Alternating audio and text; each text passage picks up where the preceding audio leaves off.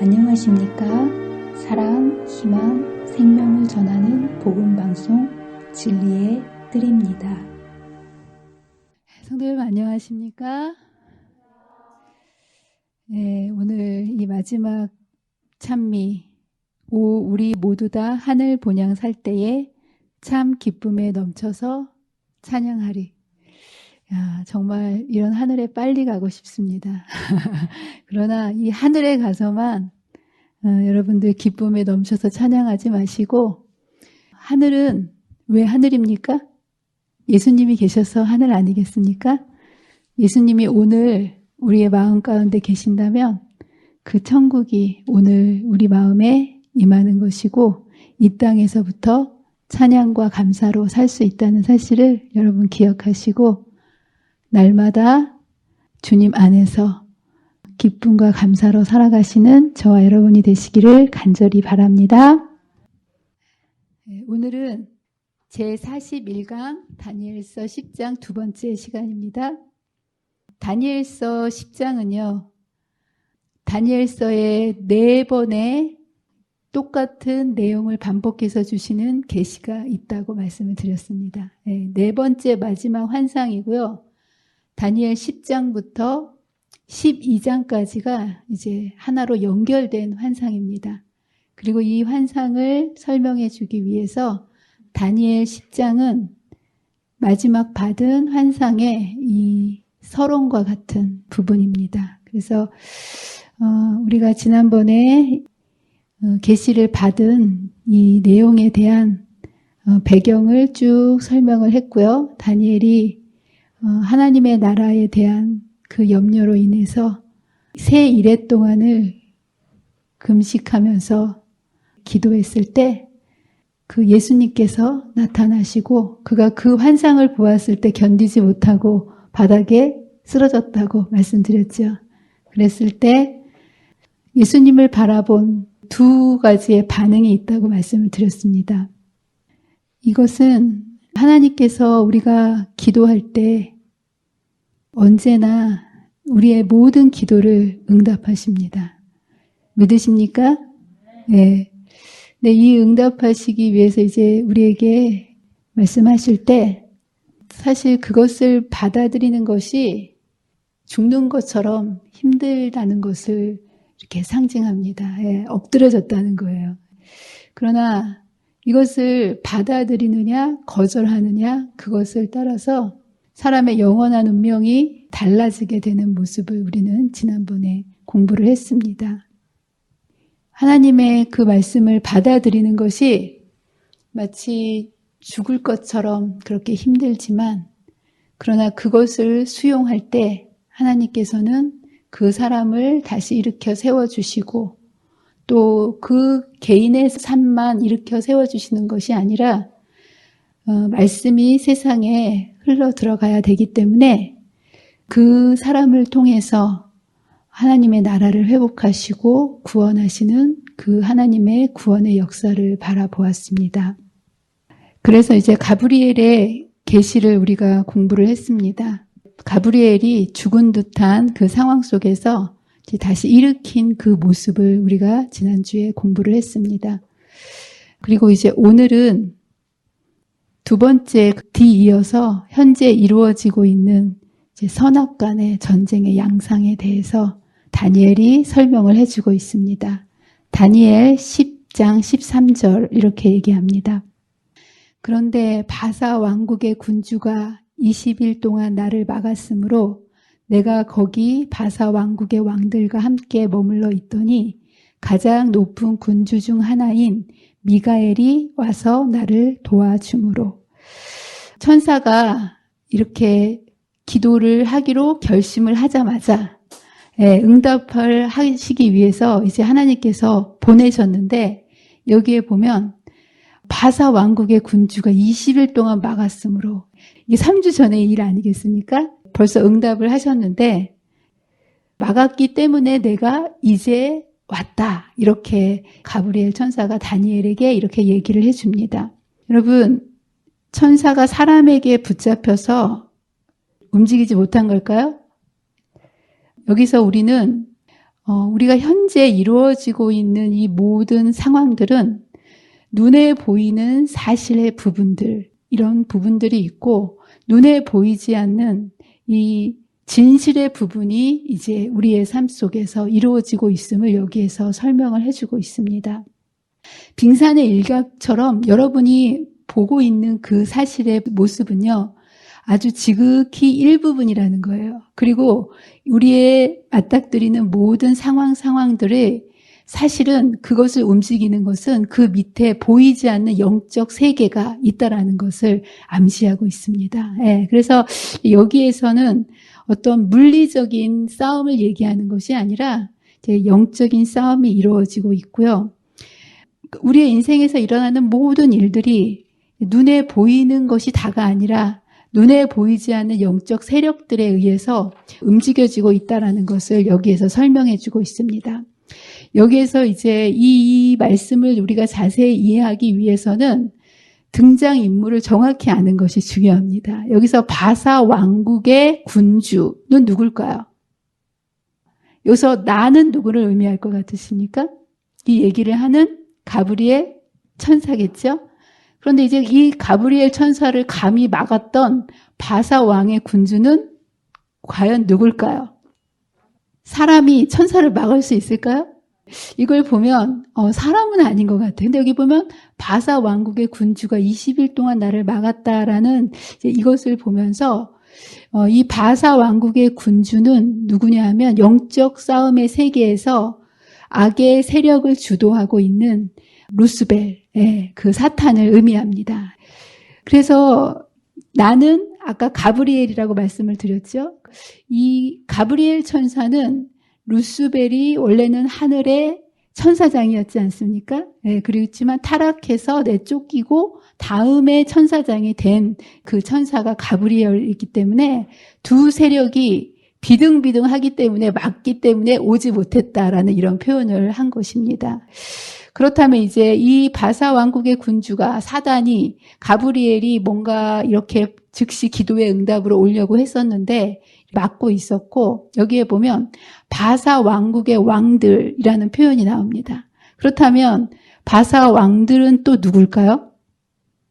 직접적으로 이 상황 속에서는 바로 고레스 왕을 의미합니다. 그리고 복수를 쓴 이유는 하나님을 대적하는 세상의 모든 왕들을 통칭해서 부르는 것이고요.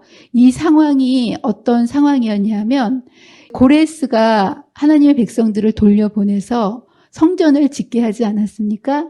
성전을 짓고 있는 그 상황 속에서 사단이 다시 이 성전을 짓지 못하도록 조소를 올려보냄으로 인해서 고레스의 마음속에 하나님의 그 성전을 짓지 못하도록 계속해서 영향력을 끼치고 있는 그것을 하고 있을 때 같은 궁전에 있었던 다니엘이 고레스의 마음이 계속 사단의 영에 의해서 성전 중건력을 철회하려고 하는 그 모습을 보았을 때 얼마나 마음이 안타까웠겠습니까? 그래서 그가 새 이래 동안 하나님께 기도했던 그 모습을 보게 되고요. 이제 그가 그 기도를 하기로 결심하였을 때 하나님께서는 가브리엘 천사를 보내주셔서 그 기도의 응답을 즉시 하려고 했지만 사단이 계속 영향력을 미쳐서 이 고레스 왕이 이러지도 못하고 저러지도 못하고 하는 이 영적인 싸움이 있는 모습을 여기에서 묘사해 주고 있습니다. 이 세상에서 이루어지는 과거, 현재, 미래의 모든 일들은 사람들이 결정하고 지배하는 것 같지만 사실은 보이지 않는 배후의 두 세력 간의 싸움의 결과입니다. 그래서 여러분들은 모든 일에 있어서 뭔가를 내 힘과 내 노력과 내 지식과 어떤 사람의 인맥과 상식을 가지고 여러분들이 사는 것이 아니라 세상의 모든 일들에는 영적 배후가 있다는 사실을 여러분 기억한다면 이 모든 것을 주관하고 계시는 하나님께 우리의 운명을 맡기는 것이 가장 확실하고 안전한 일 아니겠습니까? 많은 사람들은 눈에 보이는 이 세상의 나라가 다라고 생각해요.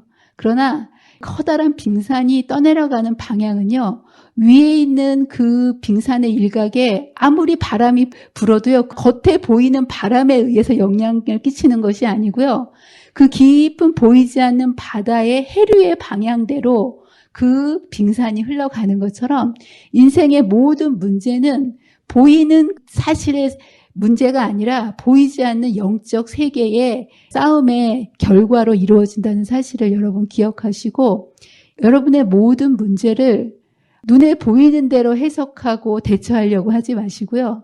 이 영적 싸움의 주도권을 갖고 계시는 하나님께 나아가 내려놓게 되시는 저와 여러분이 되시기를 간절히 바랍니다. 저도 이렇게 보는 시각을 자꾸만 눈에 보이는 거에서 보이지 않는 것들에 초점을 맞추려고 연습하고 있는 중입니다. 그래서 눈에 보이는 대로 반응하지 않고요. 이 속에서 하나님께서 역사하시기를 원하시는, 또 섭리하시는 하나님의 뜻이 무엇일까? 모든 일들을 만날 때마다 그것을 영적인 눈으로 바라보려고 이제 연습하고 있는 중입니다. 저희 둘째 아이가 이제 공부를 마치고 들어오기는 했는데요. 그 다음에는 이제 무엇을 해야 될지 모르는 상황 속에 지금 있습니다. 그래서 언제는 저한테 이러더라고요. 엄마, 저를 왜 오라 그러셨어요? 그러게 내가 너를 왜 오라고 했을까? 사실은 할 말이 없었어요.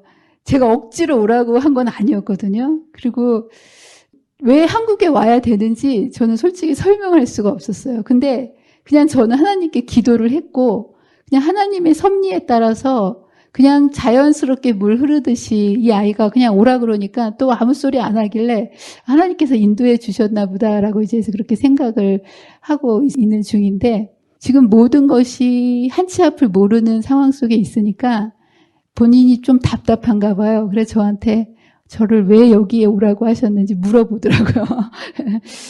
사실은 미국에서 공부를 했으면 대부분 다 미국에 남아서 직장을 잡으려고 해요.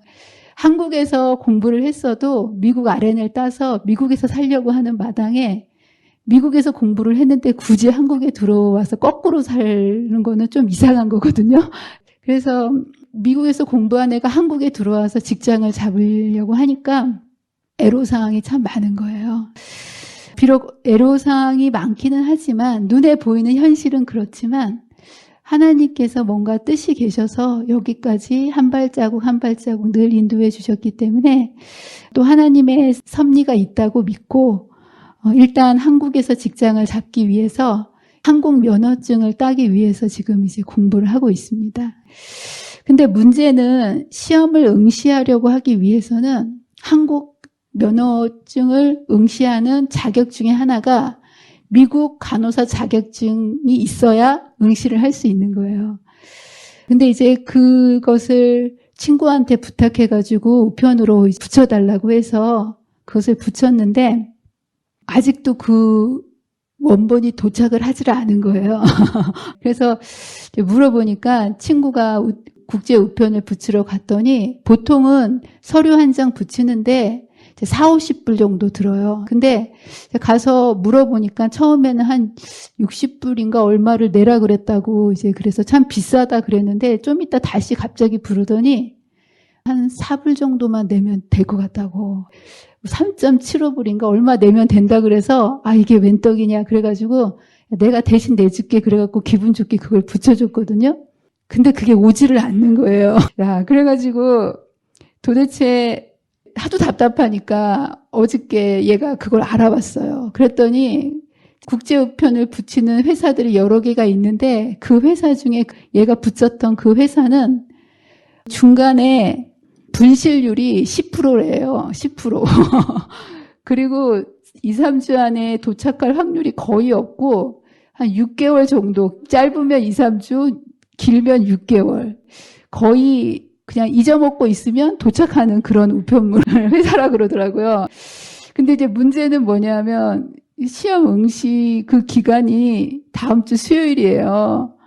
그러니까 적어도 이번 주 내로 와야만 공증을 받아가지고 그걸 낼 수가 있는데 아무리 생각해도 이게 도착할 수 있는 확률이 거의 없는 거예요. 이거는 어떻게 생각하면 사람의 힘으로는 죽었다 깨나도 해결될 수 없는 문제죠. 사실 그런 것도 모르고 있었어요. 아무것도 모르고 있었는데 시간이 다가오니까 너무 답답해서 알아보니까 상황이 이렇게 된 거였어요. 근데 제가 그 얘기를 듣고도 낙심이 되지 않았던 것은 눈에 보이는 사실은 이렇지만 이 배우에 하나님께서 섭리하시는 바가 있을 거라는 생각을 제가 했어요.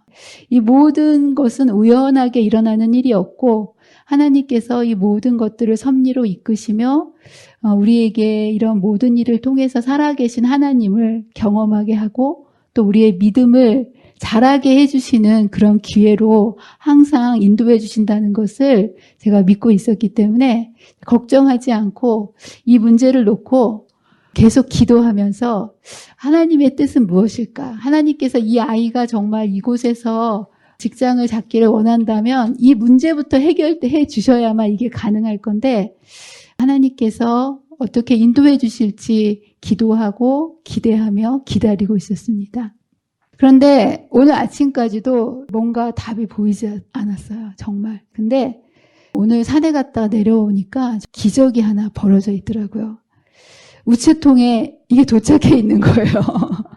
이게 미국에서 6개월이 걸릴지도 모르고 언제 도착할지도 모른다는 이 우편물, 불과 4불도 안 되는 돈으로 이게 여기 이렇게 와 있는 거예요. 제가 이게 정상적으로 돈을 지불하고 정상적인 과정을 거쳐서 이 일이 이루어졌다면 어쩌면 그냥 당연하게 여기고 지나갔을 이 어려움이 이것을 통해서 하나님께서 이 아이가 한국에서 시험 보는 것을 하나님께서 도와주고 계시는구나라는 것을 확신하는 기회가 되었고요.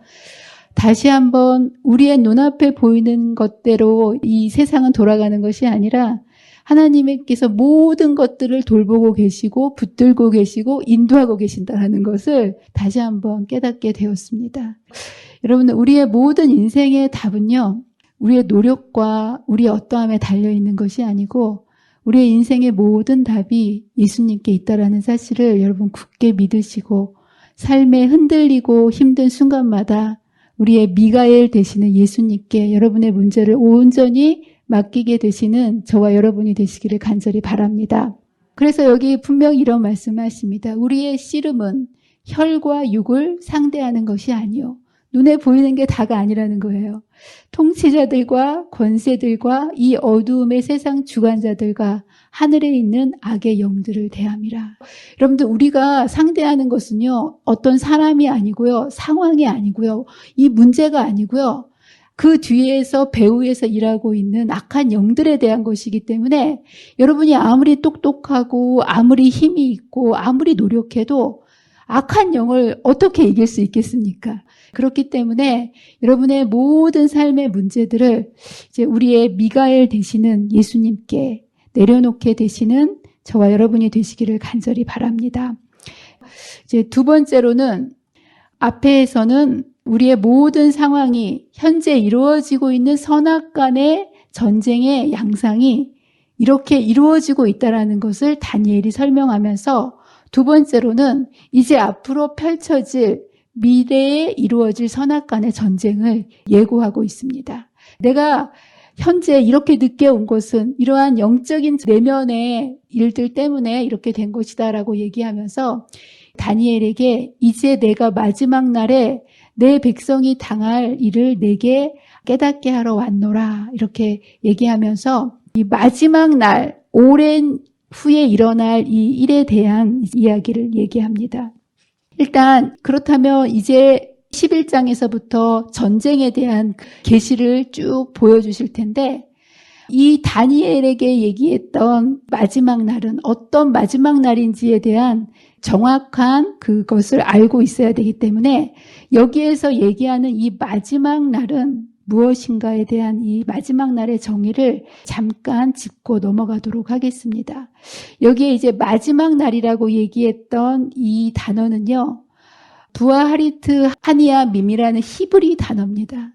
이제 마지막 날이라고 얘기하는데 히브리 말로 날들의 마지막 부분이라는 뜻입니다. 그래서 이 단어가 구약에 아주 여러 군데 쓰여져 있습니다.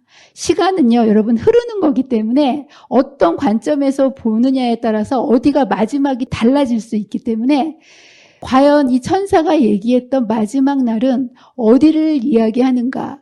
이스라엘의 마지막 날인가? 이제 이런 것들을 일단 짚고 넘어가는 것이 중요합니다. 그래서 성경의 역사를 보면 구약은요, 네 시대로 되어 있습니다. 그래서 모세 오경 시대가 있고요. 출애굽해서 모세가 이끌어왔던 그 시대, 그리고 이제 가나안에 들어가서 이어졌던 사사 시대, 그리고 나서 이제 왕을 달라고 요구했기 때문에 다시 왕들이 세워지는 왕정 시대가 있었고요. 이제 이 왕정 시대가 북방 이스라엘과 남방 유다로 나눠졌다가 이제 이 두 나라가 어쨌든 하나님을 거역하고 우상 숭배로 인해서 나라가 망하고 바벨론으로 갔다가 돌아오는 이 포로 귀환 시대, 이제 이 네 시대가 구약의 시대입니다.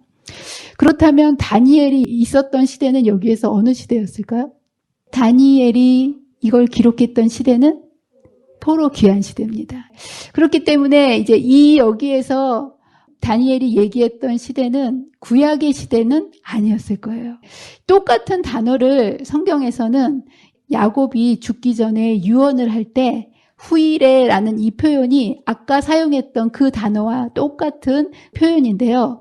여기에서 야곱이 후일에 당할 일이라고 얘기했을 때 이 후일은요, 여기에서 사사시대와 왕정시대를 얘기합니다. 야곱이 생각했던 후일의 마지막 때는 사사시대와 왕정시대였다는 거예요. 어느 시대에서 바라보느냐에 따라서 마지막이라고 하는 개념이 달라진다라는 거예요. 시간은 흐르기 때문에. 또 한 가지 여기 보면 신명기, 모세가 이야기했던 시대, 모세도 신명기에서 마지막 유언을 하지 않았습니까? 그때에 너희가 후일에 재앙을 당하리라 라고 얘기했던 그 후일이 아까 얘기했던 히브리어하고 동일한 용어를 사용했는데 여기에서 얘기하는 후일은 어디를 얘기할까요? 모세는 여기에서 모세 오경 시대의 후일의 얘기라고 얘기했던 그 시대가 어떤 시대라는 거예요? 이 나라가 망할 것이다 라고 얘기했던 왕정시대. 너희가 하나님을 거역하면 나라가 멸망할 것이다 라고 후일에 망할 것이다 라고 했던 그 똑같은 단어지만 모세가 사용했을 때는 왕정시대를 이야기했고 그러니까 야곱이 얘기했을 때는 이 사사시대를 얘기했던 것을 보면서 그렇다면 포로 귀환 시대를 살아가는 다니엘에게 후일에라고 얘기했던 마지막 때라고 얘기했던 이곳은 어떤 이 전쟁에 대한 이야기인데 그렇다면 과연 여기서 다니엘이 얘기했던 마지막 때는 언제 일어날 일을 예언한 마지막 때일까요?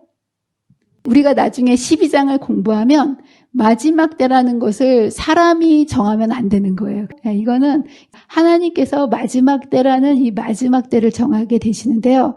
날들의 마지막 부분이라고 얘기하면서 여러분 일주일의 마지막 부분은 어디입니까? 주말, 토요일을 주말이라고 얘기합니다. 1년의 마지막 부분은 언제입니까? 연말. 그래서 봄, 여름, 가을 중에서 연말, 마지막 한 해의 마지막 때는 언제입니까? 겨울을 얘기합니다. 여기서 다니엘이 얘기하고 있는 마지막 때는요, 이스라엘 나라의 마지막 때를 넘어서 지구 역사의 마지막 때를 이야기하는 거고요. 성경은 그 마지막 때를 교황권이 무너지는 1798년 그때를 기점으로 해서 성경은 이제 마지막 때를 이야기합니다. 그래서 다니엘은 여기 앞으로 펼쳐지는 다니엘 11장, 12장에서 많은 선악간의 싸움이 있을 것인데 이것이 이 마지막 때 하나님의 백성들이 어떤 싸움을 할 것인지에 대해서 그것에 대해서 예언을 해놓고 있습니다. 그러면서 계시를 받을 때 앞에서도 그랬던 것처럼 다니엘이 힘이 없어지고 또 얼굴을 땅에 향하고 말문이 막히는 이러한 모습을 우리가 다시 한번 보게 되는데요. 여기 이렇게 얘기합니다. 이 환상으로 말미암아 근심이 내게 더함으로 내가 힘이 없어졌나이다. 내 몸에 힘이 없어졌고 호흡이 남지 아니하였사오니 내 주의 종이 어찌 능히 내 주와 더불어 말할 수 있겠습니까? 똑같은 일이 9절에도 있지 않았습니까? 이 현상의 반복이었고 선지자가 계시를 받을 때 일어난 신체적인 반응을 나타냅니다. 호흡이 멈추고 맥박이 멈추는 엘렌 G 화이트 자서전을 보게 되면 선지자 엘렌 화이트 여사도 예언을 받을 때 이러한 똑같은 증상이 있었던 것을 우리는 확인할 수 있습니다. 우리는 이것을 보고 이제 무엇을 알 수 있냐 하면 하나님께서 초인간적인 이러한 계시를 통해서 하늘의 것을 땅에게 알려주시며 이것이 하나님께로부터 인간이 이렇게 지어낸 것이 아니라 하나님께서 주신 계심을 확신시켜 주시고 그것을 믿음으로 받아들일 수 있도록 해주시기 위해서 이러한 신체적인 초인간적인 이런 반응을 나타내게 되는 걸 보면서 또 한 가지는 이렇게 죽은 것처럼 이런 사람이 하나님께서는 죽은 채로 내버려 두시는 것이 아니라 다시 말씀을 받을 수 있는 힘을 하나님께서 공급해 주신다라는 거. 그래서 하나님의 사역은요, 사람의 힘이 다 빠졌을 때 하나님께서 주신 힘으로만 일해야 되는 것을 가르쳐주고 계십니다. 우리가 인간의 노력과 인간의 생각과 방법을 가지고 하나님의 일을 하려고 많이들 노력하시는데요. 이 다니엘의 모습처럼 우리가 하나님의 일을 진정으로 하기를 원하신다면 인간적인 모든 것들을 다 굴복할 때, 인간의 힘이 다 빠질 때 하나님께서는 우리를 통해서 일하실 수 있다는 사실을 여러분 기억하시면서 저와 여러분이 우리를 하나님께서 쓰실 수 있도록 우리의 마음을 주님께 온전히 굴복하게 되시는 저와 여러분이 되시기를 간절히 바랍니다. 자, 그러면서 여기에 이런 말씀이 있습니다. 내가 어찌하여 내게 왔는지 내가 아느냐? 이제 내가 돌아가서는 바사 군주와 싸우려니와. 가브리엘이 이렇게 얘기하는 거예요. 내가 이제 돌아가서 다시 바사 군주와 싸우겠다. 이 얘기는 영적인 것을 이야기하는 겁니다. 하나님께서는 유대 백성들을 돌려보내셔서 메시아가 초림할 수 있는 길을 예비하기를 원하셨습니다.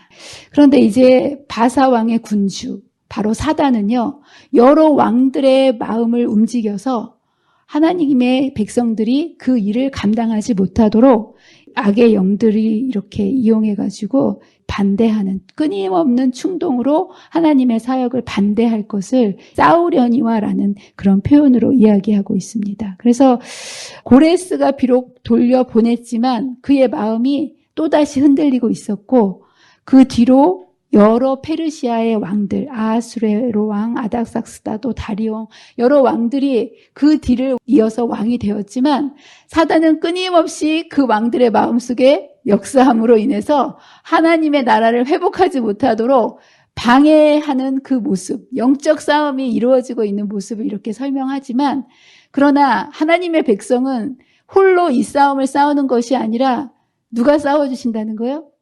가브리엘 천사를 비롯하여서 우리의 군장 되시는 이 미가엘 예수님께서 싸우심으로 인해서 끝까지 하나님의 나라를 회복하시고 마침내 성전을 일으켜 주실 것을 여기에서 약속하십니다.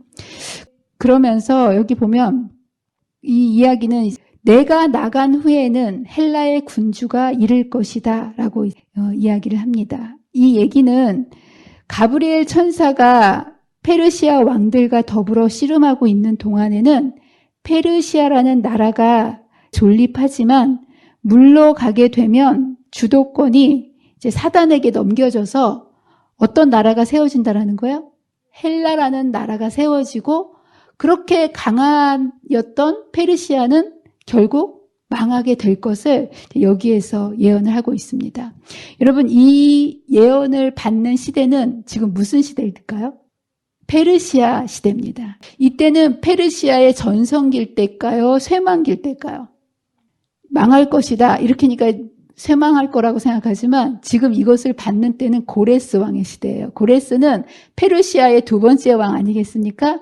가장 강력한 나라를 이루고 있었던 페르시아의 가장 전성기의 시대였는데 여기에서 예언을 하는 거예요. 나라의 운명을 미리 여기에서 알려주는데요.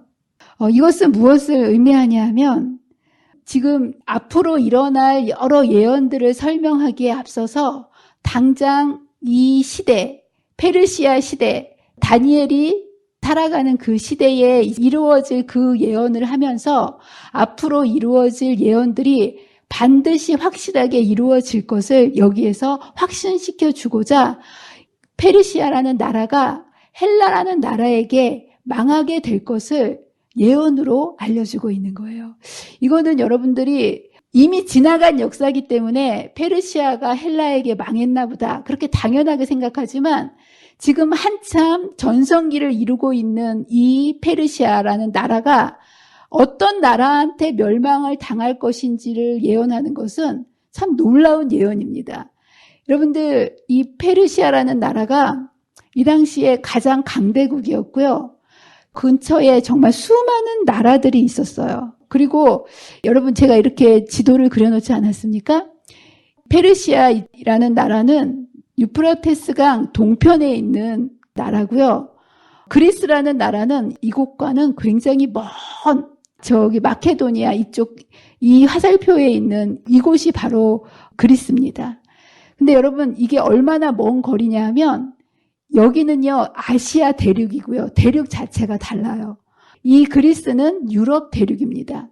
여러분, 국가 간에 이 당시에 싸움을 할 때는 옆에 있는 나라하고 싸울까요? 멀리 있는 나라하고 싸울까요? 우리나라를 싸움을 했던 나라들을 잘 생각해 보세요. 우리나라는 주로 어떤 나라하고 싸웠습니까?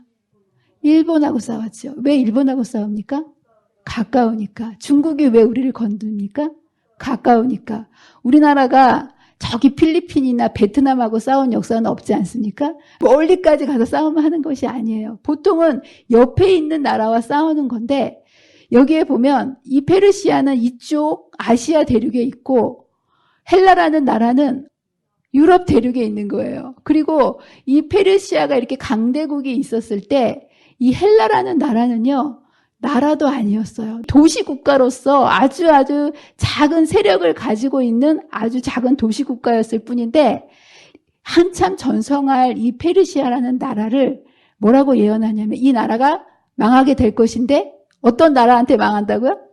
헬라라는 나라. 그 옆에 많은 나라들이 있는데 그 수많은 나라가 아닌 저 멀리 있는 헬라에게 망할 것이라는 페르시아라는 나라와 헬라라는 나라가 어떤 운명 관계에 있는지를 여기에서 설명하면서 앞으로 등장할 선악간의 모든 대쟁투가 반드시 이루어질 것을 확신시켜 주시기 위해서 이렇게 예언을 해놓고 있습니다. 참 놀랍지 않습니까? 자, 그러면서 우리가 여기서 하나 짚고 넘어가야 될 것은 여러분들, 페르시아는 하나님의 나라입니까? 세상 나라입니까? 예, 세상 나라죠. 그렇다면 헬라는 하나님의 나라입니까? 세상 나라입니까? 그런데 왜 자기 편끼리 이렇게 멸망을 시킵니까? 원래 자기 편끼리 똘똘 뭉쳐야 되지 않습니까? 근데 여기에 보면 헬라가 바사라는 나라를 헬라 군주가 이르러서 멸망시킬 것을 여기에서 표현하고 있습니다.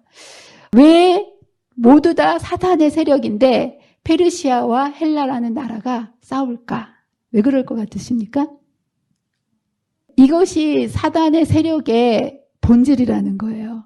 사단은요, 강육 양식의 법칙에 따라서 질서와 조화나 평안 같은 게 존재하지 않습니다. 그저 높고자 하는, 누르고 일어서려는 그러한 것들을 죄의 본질상 그렇게 하기 때문에 최고가 되지 않고는 만족하지 못하는 죄의 속속상 서로 싸우고 찌를 수밖에 없는 것. 그래서 악의 세력의 특징상 이렇게 하나님의 백성들을 공격하면서 자신들끼리도 서로 싸우면서 사단이 실컷 부활을 써먹고는 실용 가치가 떨어지면 다른 세력으로 대치해버리는. 그래서 하나님의 나라는 일괄적으로 쭉 이어져 내려오지만 이 세상 나라는 강한 나라에 의해서 나라들이 계속 바뀌는 모습을 보게 됩니다. 그래서 바벨론, 그다음에 메데 페르시아, 헬라 이렇게 더 강한 나라가 세상 나라를 치고 올라가면서 이 상황 속에서 이제 하나님의 나라를 공격하는 이 모습을 이제 우리는 계속 보게 됩니다. 그러나 어쨌든 이 선악간의 대쟁투 속에서 이 싸움을 이길 수 있는 분은 누구라는 거예요?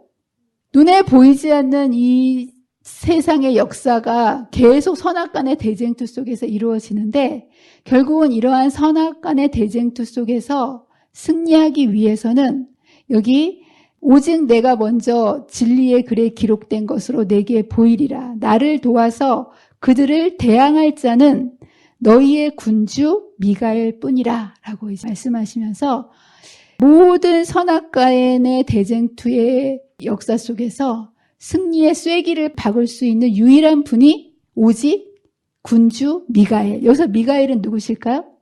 예수 그리스도라는 것을 우리는 확인할 수 있습니다. 여러분들, 이 선악간의 싸움은 시대와 장소를 가리지 않고 매 시대마다 이 싸움이 이루어져 오는데요. 선이 이길까요? 악이 이길까요? 여러분들, 이 선악간의 싸움은 인류가 시작돼서 죄를 지은 이후로 이 지구 역사상 계속해서 이루어지고 있습니다. 그리고 이 싸움은 어디에서 이루어지고 있을까요?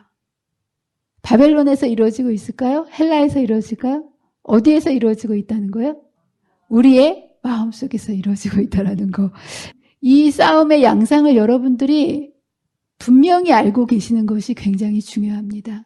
이 싸움은요, 보이는 대로 승패가 갈리는 것이 아니라 반드시 선악간의 싸움에 있어서는 선이 이긴다라는 거. 그래서 하늘에서 이루어진 선악간의 대쟁투가 계속 이어져 내려오고 있는데요. 반드시 선악간의 싸움이 이루어질 때 싸움의 결말은 어디가 이기게 되어 있다는 거예요? 선이 이기게 되어 있습니다.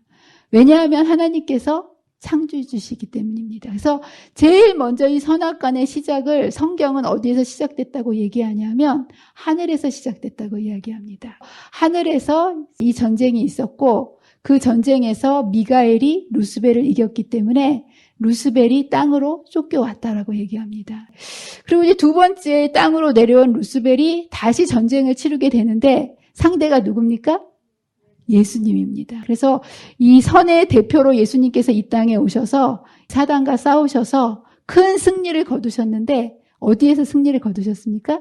십자가에서. 그래서 사단이요, 십자가에서 어떻게 생각하면 인간의 눈으로 보기에는 왕이신 예수님이 완전히 진 것처럼 보이는 싸움이었지만 사실은 이 싸움을 통해서 온 우주가 환호하는, 다 이루었다라는 그 예수님의 음성이 떨어지자마자 온 우주가 환호하는 승리의 함성이 울리게 되는데요. 왜냐하면 이것을 통해서 사단의 존재가 온 우주 앞에 드러나게 됐고 하나님의 사랑과 공의가 온 천하에 드러나는 선악간의 전쟁의 그 진상이 밝혀졌던 싸움이었기 때문에 이 싸움에서도 역시 누가 이겼습니까?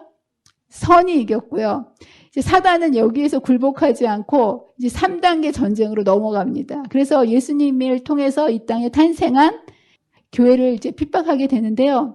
1260년이라는 긴 시간 동안에 사단은 로마 제국과 그리고 로마 교회를 통해서 아주 집요하게 하나님의 백성을 짓밟고 핍박합니다. 이 싸움에서 누가 이겼을까요?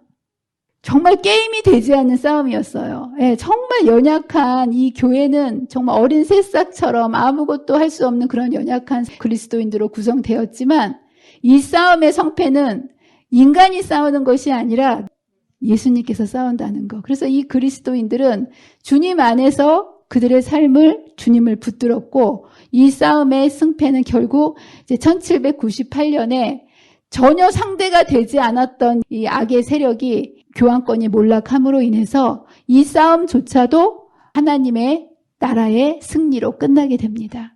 그리고 이제 이 마지막 때 성경은 무엇을 얘기하고 있냐면 마지막 네 번째 이 지구의 운명과 온 우주의 운명을 결정지을 마지막 대쟁투가 남아있다라고 이야기합니다. 그리고 이 싸움은 누가 싸우게 될까요? 누구요? 남은 자손이 누굽니까? 저와 여러분들이 이제 남은 자손이고요. 이제 우리가 이 싸움을 싸워야 될 선의 세력의 주자로 살아가고 있습니다. 이 싸움은 그렇다면 누가 이길까요? 여러분들, 이 싸움은 어떻게 생각하면 우리의 연약함, 이 교회 안에 들어온 여러 가지 세속화의 물결과 또 라오디게아 교회의 모습처럼 이렇게 뜨뜻미지근한 우리의 형편을 바라보게 된다면 누가 선이 이긴다고 장담할 수 있겠습니까? 이에 비해서 여러분, 사단은 이 마지막 전투를 위해서 교황권을 비롯해 미국을 중심으로 해서 이 마지막 최후의 싸움을 싸우기 위하여 우리가 알지 못하는 사이에 지금 이 싸움을 싸우기 위한 모든 만반의 준비가 지금 신속하게 이루어지고 있습니다. 그리고 특별히 이 코로나로 인해 가지고 이 상황이 마치 가속도가 붙은 것처럼 더 빨리 이 세력들이 움직이고 있는 것을 우리는 목도하는 시대를 살아가고 있습니다. 기후온난화라든가 천재지변이라든가 온역과 여러 가지 경제 붕괴로 인해서 세상은 이것을 해결해 줄 지도자를 찾고 있습니다. 그런데 여러분들, 미국의 바이든이나 중국의 후진타오 이런 사람들이 이것을 해결해 줄 수 없다는 것을 세상이 너무나 잘 알고 있기 때문에 당연히 사람들이 어디로 이 시선을 주목시키고 있습니까? 교황권으로. 이런 모든 세상의 형국을 이렇게 돌아보면서 세상 나라는 아주 강하게 교황권과 미국을 중심으로 하나로 마지막 싸움을 싸우기 위해서 뭉치고 있는 이 시대를 우리가 살아가고 있는데요. 이런 것에 비해서 저와 여러분의 현실의 모습을 보게 되면 이거는 정말 게임이 될 수 없는 싸움이다 라는 것을 보면서 낙심할 수밖에 없습니다. 그러나 여러분들, 이 선악간의 싸움은 힘의 싸움이 아니라 선택의 싸움이라는 것을 잊지 말게 되시기를 바랍니다. 이 싸움은 사람의 어떠함에 달려있는 것이 아니라 우리의 군장 되시는 미게알 되시는 예수님께서 이 싸움의 선두에서 이 모든 것을 주관하시고 싸우고 계시다는 사실을 여러분 기억하시면서 여러분의 날마다의 선택이 이 싸움을 승리로 이끄실 예수님을 선택하게 되시는 저와 여러분이 되시기를 간절히 바랍니다. 그래서 여러분들, 세상에서 이루어지는 것들은요, 사람이 결정하고 지배하는 것처럼 보이지만 배후에 보이지 않는 두 세력이 있는 선악간의 싸움이 있다라는 것, 그리고 그 전쟁터는 다른 곳이 아니라 우리의 마음이라는 것. 이거는 성경에서만 이런 얘기를 하는 것이 아니고 심리학에서 우리의 마음속에 이러한 선악간의 대쟁투가 싸우고 있다는 것을 이렇게 설명해 주고 있습니다. 심리학에서 프로이드라는 사람이 굉장히 중심되는 인물인데요. 이 사람이 굉장히 천재적인 사람입니다. 그러면서 이 심리학이라는 분야는요, 비교적 늦게 시작된 학문 분야입니다. 1800년부터 중세기가 끝나고 학문이 발달하게 되었는데요. 보통 인간을 연구할 때 눈에 보이는 구조를 연구하는 것을 해부학이라고 얘기합니다. 그래서 뼈는 몇 개고 근육은 어디 있고 이런 눈에 보이는 것들을 공부하는 것을 해부학이라고 얘기하고요. 그 안에서 이루어지는 어떻게 소화가 되고 하는 이러한 생체 현상을 공부하는 것을 생리학이라고 얘기합니다. 그런데 사람이 눈에 보이지 않기 때문에 마음의 분야는 비교적 이것을 연구하지 못했었어요. 그런데 세계 제2차 대전이 끝나고 나서 전쟁 후에 그 너무나 많은 이 심리적인 트라우마 때문에 사람들이 몸은 멀쩡한데 그 전쟁 후에 사람들의 마음의 트라우마 때문에 일상생활에 돌아가지 못하는 그런 모습을 보면서 사람의 마음을 연구하기 시작한 것이 심리학입니다. 그리고 그 심리학에서 중심적인 역할을 하는 사람이 프로이드인데요. 이 사람이 마치 신체의 구조가 어떤 것을 연구하는 것처럼 마음의 구조를 자세히 들여다봤더니 사람의 마음은 세 가지의 전혀 다른 마음으로 되어 있다는 것을 발견해낸 거예요. 그래서 여기에 보면 초자아, 자아, 원초아 이렇게 있지 않습니까? 이 천재적인 사람이 정말 천재인 것은 눈에 보이는 우리 몸도 제대로 모르는 마당에 사람의 마음을 분석한 거예요. 그것을 정신 분석이라고 얘기합니다. 그래서 여기에 마음 구조 이론이라는 이것을 얘기했는데 사람은 전혀 다른 종류의 세 가지의 마음을 가지고 있다라고 얘기하면서 이 원초아는 뭐냐면 인간의 본능적인 욕구가 있다라는 거예요. 보이는 대로 하고 싶어하는, 뭔가가 배고프면 네 것 내 것 없이 먹어야 되는 동물적인 본능을 가지고 있는 그 비논리적이면서 본능적인 욕구만 추구하는 원초아의 부분이 있고요. 사람이 이렇게만 살면 짐승과 다름이 없지 않습니까? 그래서 이것을 그러면 안 된다라고 눌러주는 초자아의 의식이 있다는 거예요. 그리고 이제 이 둘 사이를 중재해주는 자아가 있다라는 거. 그래서 이것은요, 이 사람이 이런 심리학적인 용어로 이렇게 얘기했지만 이것을 다시 이야기하면 이렇습니다. 우리의 마음속에 여기서 원초하는 사단이 우리의 본능대로 원하는 대로 마음대로 그렇게 살도록 하는 사단의 역사가 우리의 마음속에 있고요. 그러나 이것을 제지하고 바른 길로 살도록 하기 위해서 초자, 이거는 무엇을 의미할까요? 성령의 역사하시는 그 성령의 역사가 있다는 거예요. 여기에서 내가 선으로 갈 것인가 악으로 갈 것인가 이것을 결정하는 것은 우리의 선이 이길 것인가 악이 이길 것인가 이것은 무엇이 결정할까요? 선이 결정할까요? 여기 뭐가 결정한다고 되어 있냐면 자아가 결정합니다. 여기에. 그래서 이 자아가 초자아, 성령의 음성에 굴복하게 되면 뭐가 선이 이기게 되는 거고요.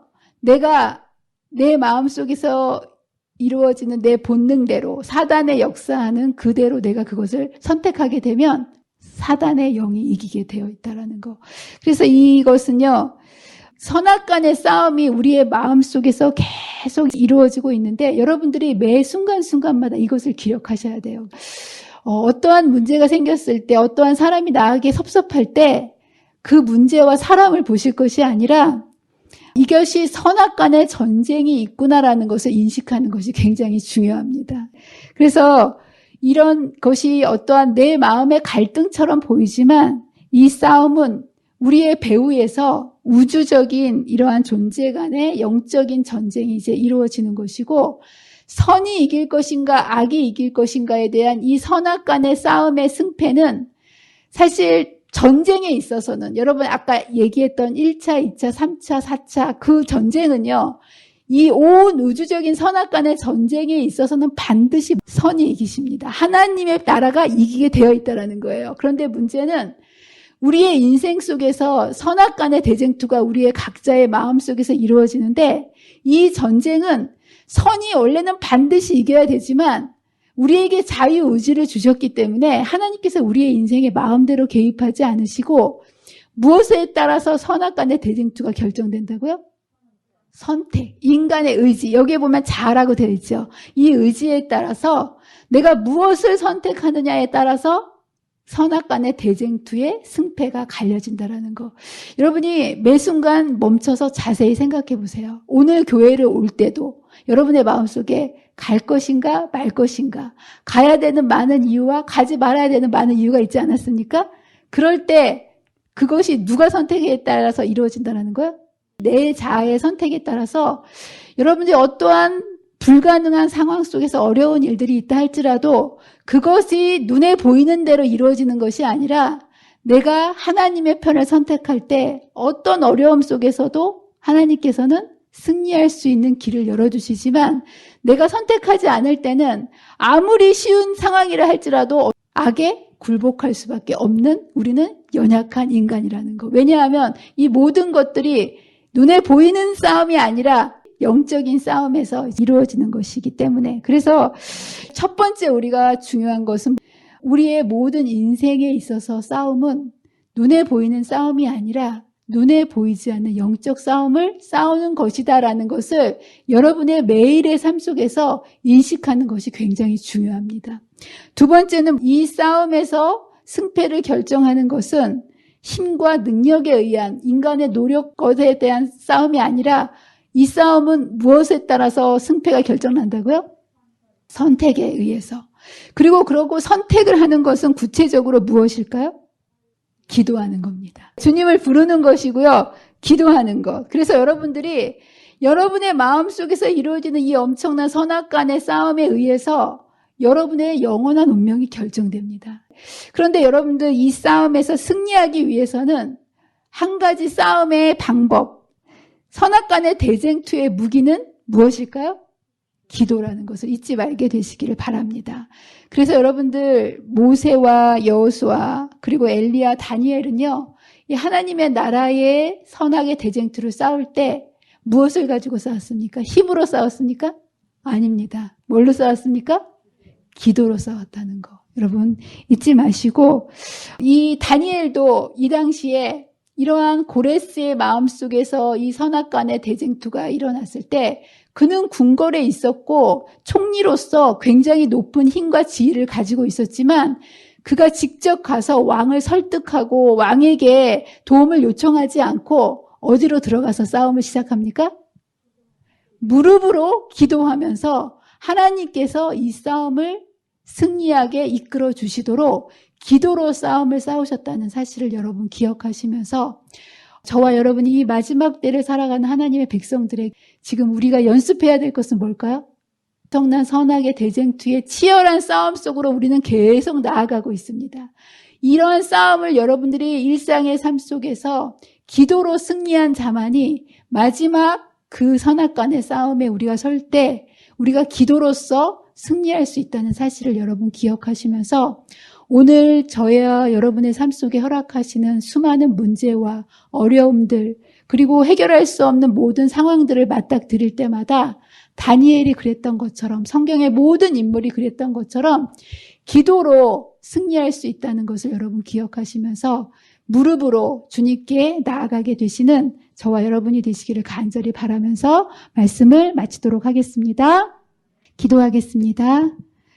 사랑과 은혜가 많으신 하나님 아버지, 오늘도 주의 백성들을 말씀 앞으로 모아주시고 눈에 보이지 않지만 이 엄청난 선악간의 대쟁투 속에서 살아가는 우리들에게 승리의 비결을 알려주셔서 감사합니다.